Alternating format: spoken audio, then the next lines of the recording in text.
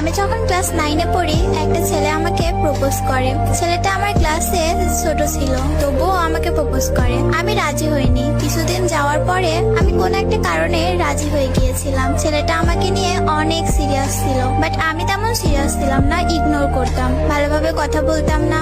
ছেলেটা অনেক কান্না করতো, আমার হাতে পায়েও ধরতো, রীতিমতো আমার জন্য পাগল ছিল। একদিন কথা না বললে সে পাগলের মতো হয়ে যেত। একদিন আমার বাসায় জেনে যায় আমি রিলেশন করি। অনেক বকা খাইছি, আমার ফোনটাও নিয়ে নেয় বাসা থেকে। তারপর সে তার ফোন আমাকে দিয়ে দেয়। সে তার বন্ধুর ফোন দিয়ে আমার সাথে কথা বলতো। আমি আবার ধরা পড়ে যাই, সে আবারও আমাকে আরেকটা ফোন দিয়ে দেয়। এভাবে অনেকগুলো ফোন আমাকে সে দিয়েছিল। সে অনেক পাগলামি করতো, আমাকে অনেক ভালোবাসতো, কিন্তু আমার ফ্যামিলি মানবে না। প্রথম প্রথম আম্মু মেনেও নিয়েছিল, কিন্তু আম্মু যখন জানতে পারে ছেলেটা সিগারেট খায়, তখন আমার আম্মু আর মেনে নেয় না। আমার বাসায় বিয়ের জন্য চাপ দেয়, অনেকগুলো বিয়ে ভেঙে দেয় আমি নিজেই। তখন আমার ফ্যামিলি আমাকে বলে, ঠিক আছে তোমাদের বিয়ে দেব, কিন্তু দুইজন কারোর সাথে কথা বলবা না, আগে বড় হও, তখন তোমাদের বিয়ে দিব।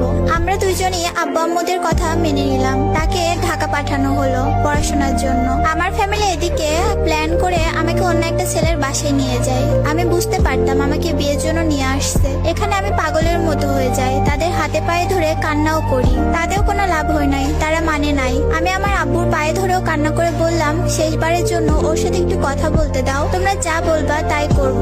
তারপর আমার আব্বু আমাকে বলল, কথা বলতে দিব, কিন্তু তুমি ওকে বলবা না যে তোমার আজকে বিয়ে। আমিও রাজি হয়ে যাই। ওকে কল দেওয়ার সাথে সাথে ও যখনই হ্যালো বলছে, তখনই আমি চিৎকার মেরে কান্না করে দিই আর বলি আমাকে বিয়ে দিয়ে দিচ্ছে। ও তো তখন পাগল হয়ে গেছে।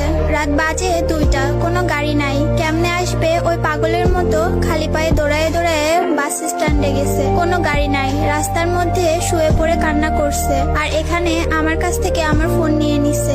আমি অনেকবার সেন্সলেস হয়ে গিয়েছি, তবুও কেউ মানে নাই। আব্বা আম্মু এসে আমার পায়ে ধরে বলতেছে বিয়েটা না করলে ওনারা মরে যাবে। তাই আর কিছু করার ছিল না, সিগনেচারটা করে ফেলি, হয়ে গেলাম অন্য কারো। কিন্তু মনটা মানতেছে না, আমি পাগলের মতো কান্না করি। কি করলাম এটা? আমার কান্না দেখে আমার ফ্যামিলি আমাকে বাসায় নিয়ে যায়। আর যার সাথে আমার বিয়ে হলো সেও বুঝতে পারে বিষয়টা, সে তার বাসায় চলে যায়। আমি আমার বাসায় এসে পাগল হয়ে গেছি পুরা। পরের দিন বিয়ের লোকজন আসবে আমাদের বাসায়। আমাকে আম্মু বললো, তুমি সবার সাথে ভালো ব্যবহার করবা, ওরা চলে গেলে তোমাকে ওর কাছে দিয়ে আসবো, ওর সাথে চলে যেও। আমিও বিশ্বাস করি, সারাদিন বিয়ের লোকদের সাথে অনেক ভালো ব্যবহার করি। দেন সবাই চলে যায়, কিন্তু লোকটা যায় না। আমি খুব কান্না করি, লোকটা যায় না কেন, ও থাকবে কেন?